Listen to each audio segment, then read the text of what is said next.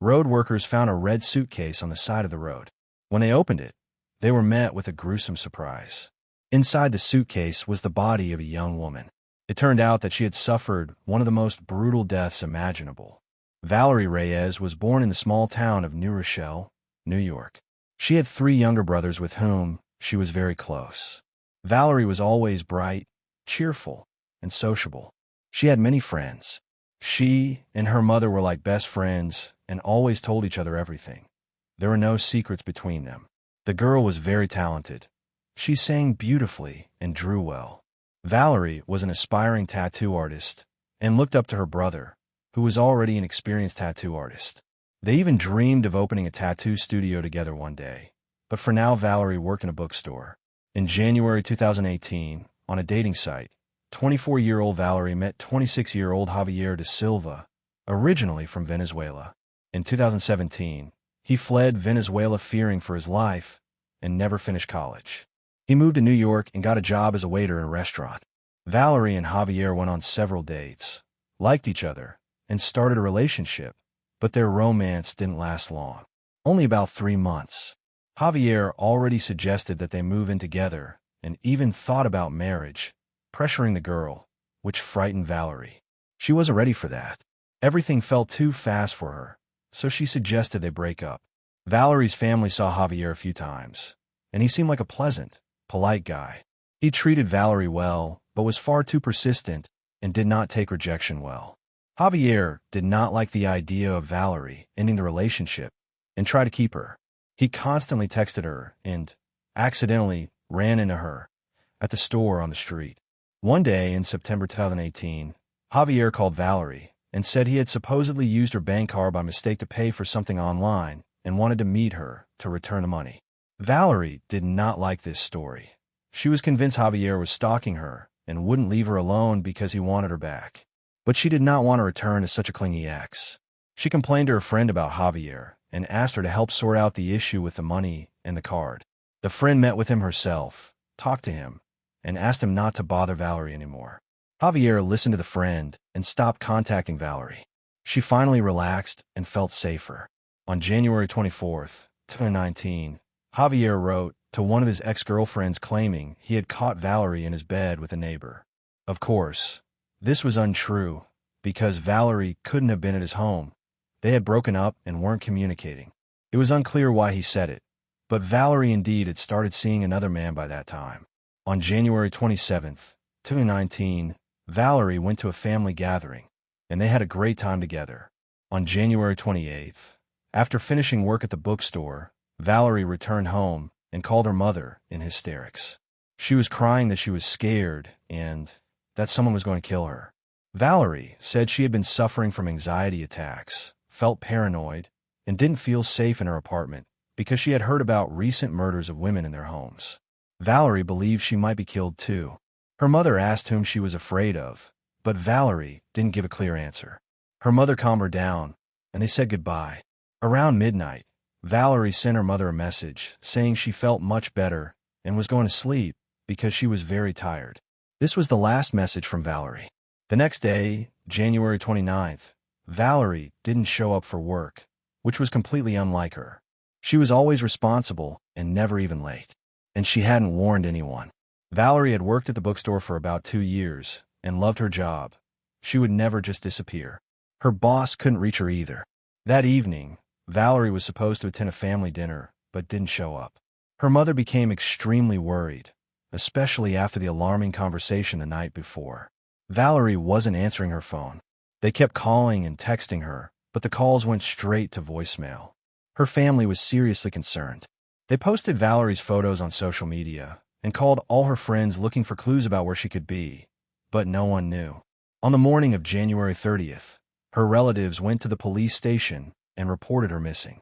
Her family said they didn't trust her ex-boyfriend Javier and asked police to take a closer look at him. Police thoroughly searched her apartment, but found no signs of struggle or disturbance. However, on the pillowcase and in the bathroom they found small spots of blood. These stains did not raise suspicion. Officers assumed Valerie might have accidentally cut herself or had a nosebleed, and they dismissed it. Investigators started searching for the girl and requested information from her mobile carrier. It turned out Valerie's phone had been switched to airplane mode during the night of January 28th to 29th at around 3 a.m. and was never active again.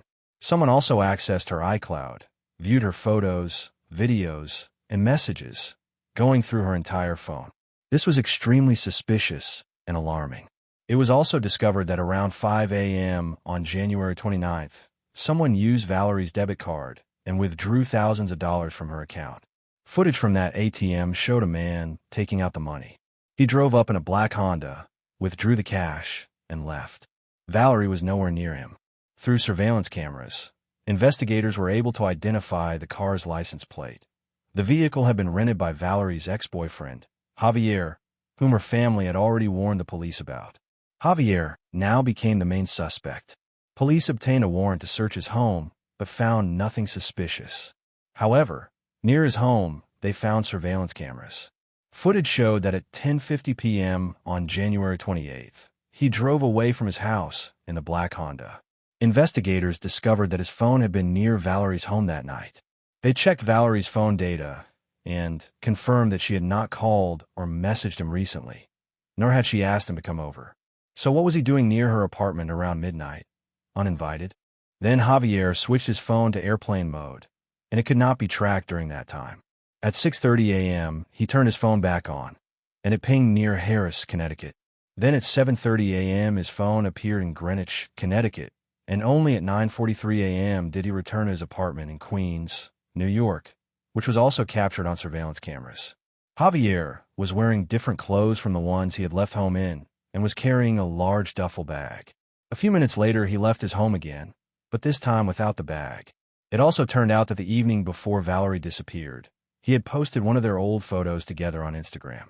While police were investigating the case, Valerie's family hung flyers and searched for the girl, but everything was unsuccessful. On February 5th, a week after her disappearance, there was a breakthrough in the case. Road workers found a red suitcase on the side of the road. When they opened it, they immediately called the police. Inside the suitcase was the body of a young woman. Her hands and feet were tied, and her mouth was sealed with tape. Her shirt was unbuttoned. She was wearing jeans, but no shoes. She had a severe head injury. On February 6th, it was confirmed that this was the missing 24-year-old Valerie Reyes. Her relatives identified her. The medical examiner determined that it was a homicide. The girl had been struck on the head with a blunt object and placed alive inside the suitcase. She died from suffocation in terrible agony. Police were certain that Javier had done it, but they had nothing against him besides the fact that he had Valerie's bank card. So he was arrested for that, and charges were filed against him. In his wallet, they found Valerie's bank card and her ID. During questioning, Javier said he had accidentally found her card and ID in a bar. This sounded completely implausible. Detectives told him they knew he had been near Valerie's home that night. Then he said, "Yes, I drank a lot that day. Maybe I was there, I don't remember." Investigators showed him what happened to Valerie, and he broke. Javier confessed to everything and began talking. According to him, on the evening of January 28th, he came to her place because she had invited him, and they had rough sex by mutual consent. During that, she supposedly slipped, fell, hit her head on the floor, got the head injury, and lost consciousness. He panicked and didn't know what to do. Javier said he tried to help her. He performed CPR and chest compressions, but it didn't work. He didn't call the police because he thought he would be blamed. So he came up with a plan. He decided to tie her up, tape her mouth, put her in a suitcase, and dispose of the body. It was unclear why he needed to tie her up and tape her mouth if, according to him, she already showed no signs of life. He said he knew police would search for him, so he withdrew money from her bank card to help detectives track him faster. He later withdrew a total of $4,350 from her account. He threw Valerie's phone off a bridge into a river and cleaned her car thoroughly, leaving nothing behind. He also logged into her iCloud, viewed her photos and documents. Javier used her thumbprint to access the balance of her bank account. Police did not believe his story. He was charged with kidnapping resulting in Valerie's death. It turned out that Javier not only withdrew all the money from her account, but also took her laptop and computer, and even photographed them. When his roommate asked where he got the computer and laptop, Javier said he found them on the street. This sounded strange, and the roommate didn't believe him, but didn't get involved.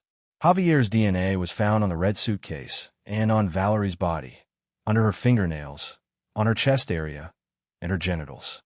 At trial, the prosecution suggested that he had been obsessed with her. The prosecutor presented his own version of the events. Javier came to Valerie's home. There were no signs of forced entry, so he likely still had her keys and let himself in.